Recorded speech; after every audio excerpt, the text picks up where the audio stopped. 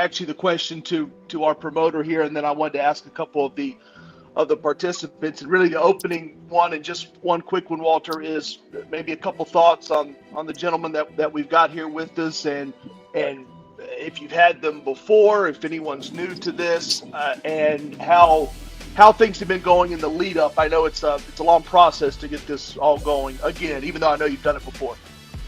Well, it's called Next Generation Boxing, and the premise is to introduce the world to the next generation of great fighters.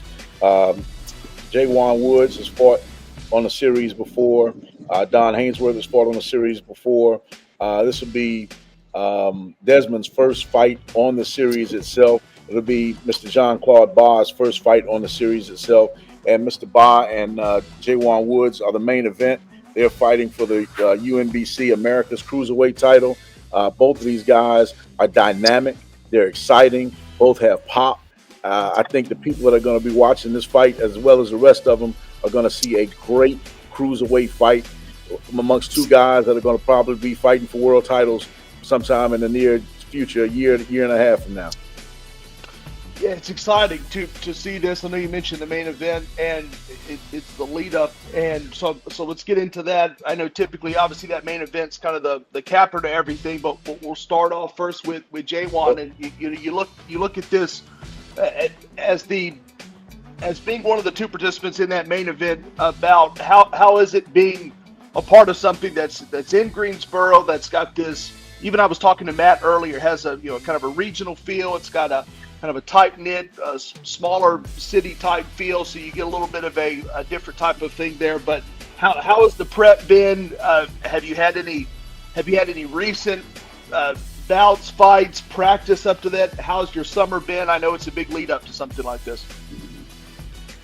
Um, we've been in training camp. We've been training pretty hard. I just fought in June, on June the 3rd. So just been pressing along, making sure we get everything that we need, so that way our preparation is up to date. Yeah, the you see the records for this main event. 14-1 against 6-1, including of course the 7 knockouts, and you see you've got this ability to come in, it seems, already with strong win-loss record, 14-1, and impressive, including the ability to finish. And if you don't mind, and again, you can obviously stop me whenever I might press it to an area that you'd rather not share leading up to the fight. But if you don't mind, kind of how was your last event? How do you feel like where you're at leading into August the 9th? I feel great. Strong training camp, focus, good preparation, and just staying focused on the task at hand.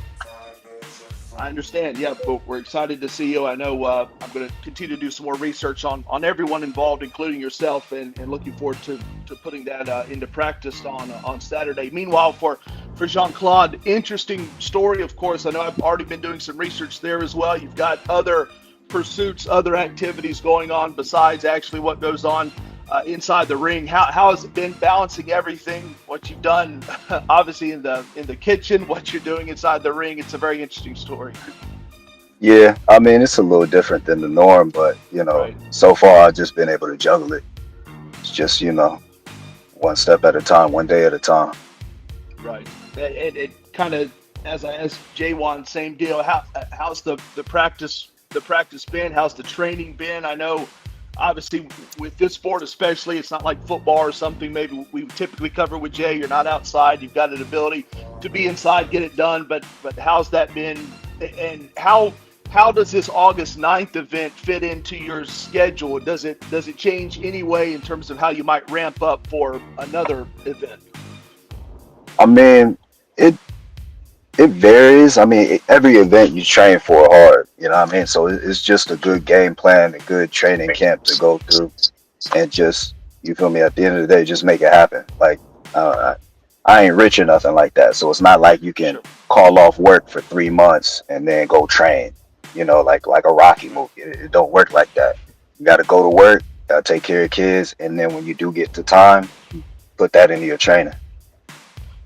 You know Right. what I Yeah. mean? So Yeah, you kind of hit into something there as well that I think highlights the past events that Jay's worked with Walter, including the one we have on Saturday. Is that you've got a lot of gentlemen here who have other things that are going on, life of course, going on leading up to something like Saturday, where you have a chance to actually utilize those skills in front of a good crowd there, and a good live stream audience as well.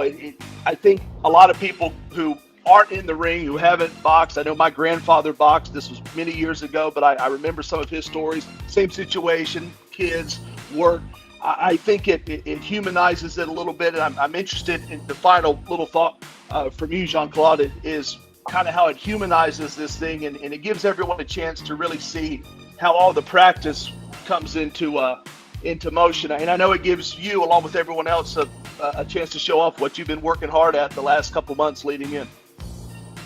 Yeah, like I said before, this isn't like I think people have a misconception when it comes to boxing because of movies and stuff they see.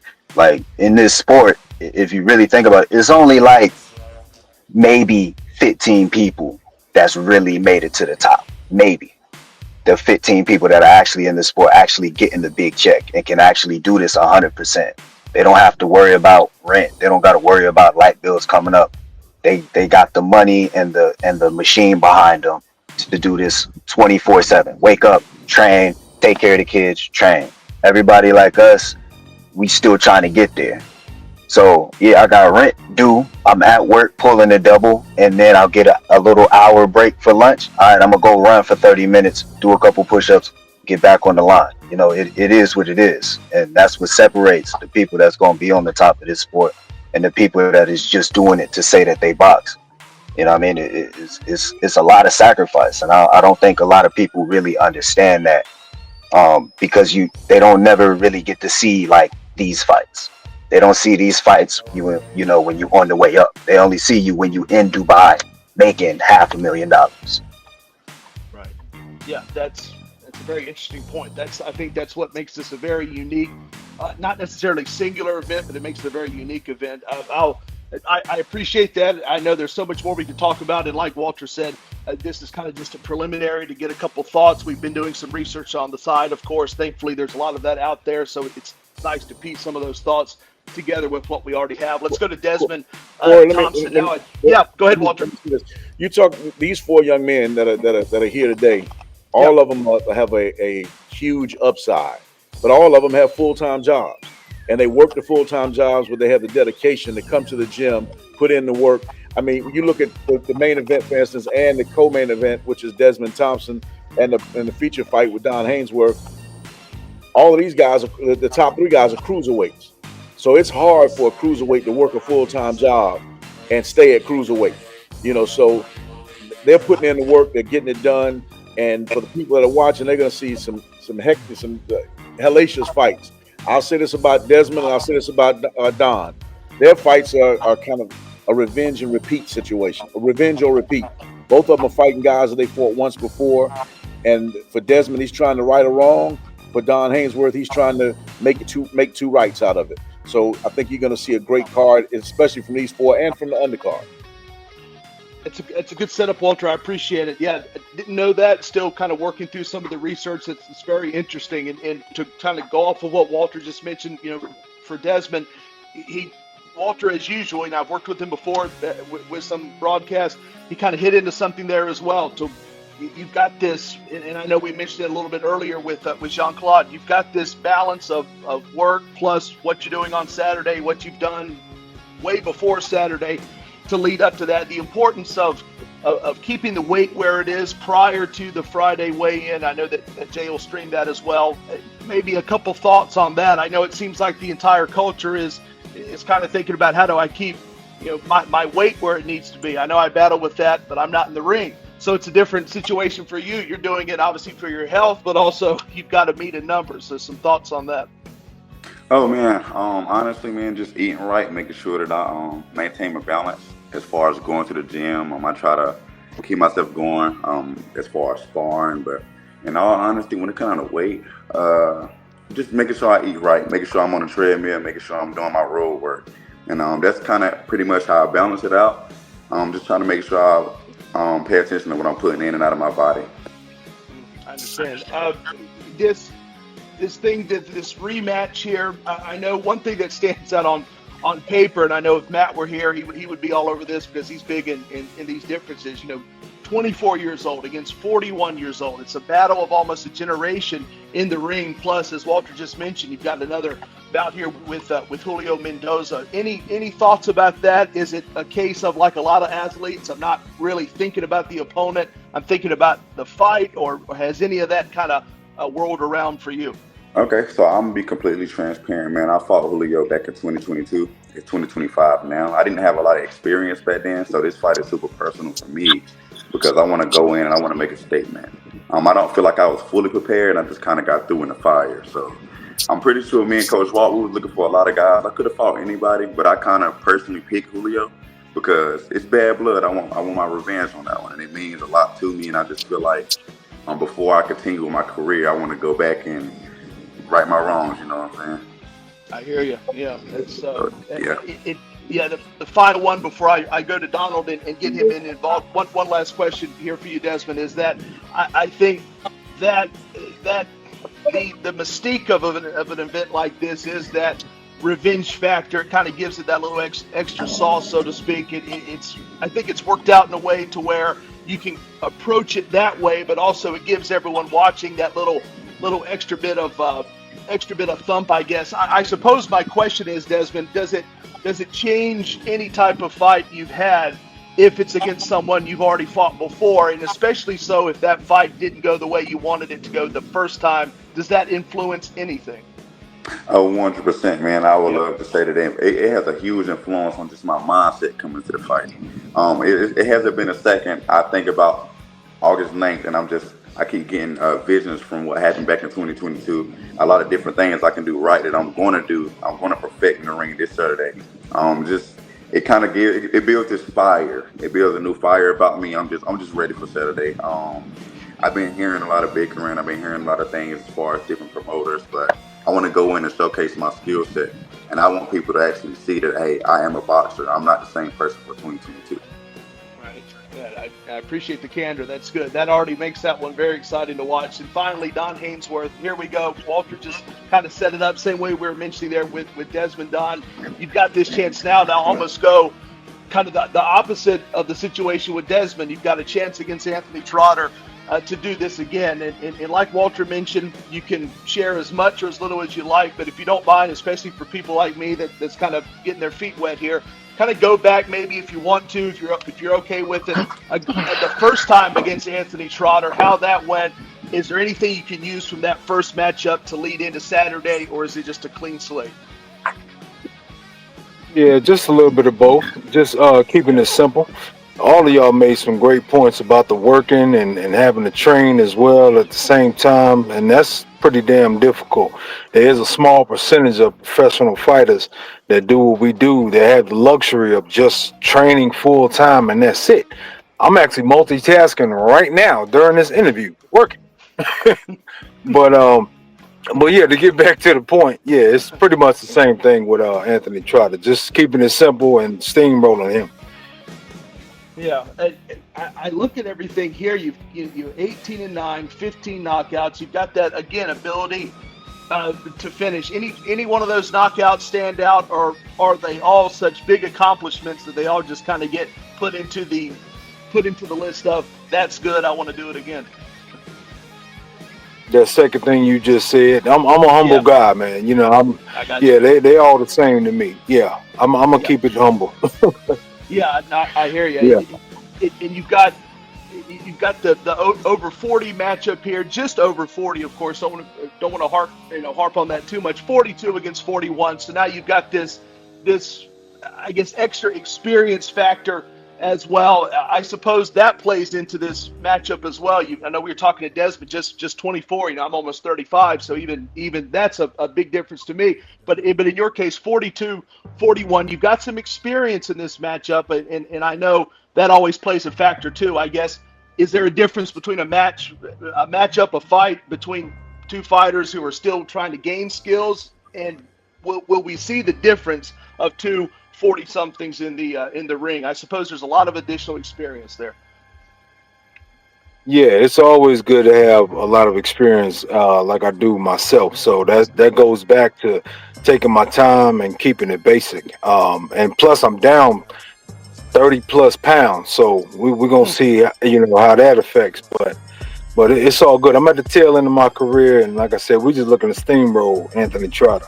But I'm gonna do it in a what am I trying to say? In an aggressive way, but what's the word I'm looking for, Walt? Doing it as a pro. You want to do it as a pro. The professional way, the fundamental way. Yeah. Close enough. Yeah. And I'll say this, where he says all of his knockouts are the same. Yeah. Against a guy named Derek Walker, he had a highlight reel knockout. One punch, guy went to sleep for about 3 minutes. So he's a guy that can bring the pain. But what I want to say about all of these guys, they're hardworking guys, and I, Corey, if we can, I want to give each one of them a chance to kind of give their final thought and what their prediction is going to be for their fight. Sure thing. Who wants to go first? Go ahead, Don. Hey, I'll say, like I said, taking time. It'll be a third round knockout for me. It's not going past 3 rounds. All right, Desmond. My goal is to stop him. He's never been 6 rounds before, and I'm gonna go in and I'm gonna showcase my skills, and I want to get him out of there. All right, Jean-Claude Barr. Put in work and move on to the next one. Got to get a dub here to erase that last one. Jaywan Wood. Explosiveness. Okay. All Be right. something to see.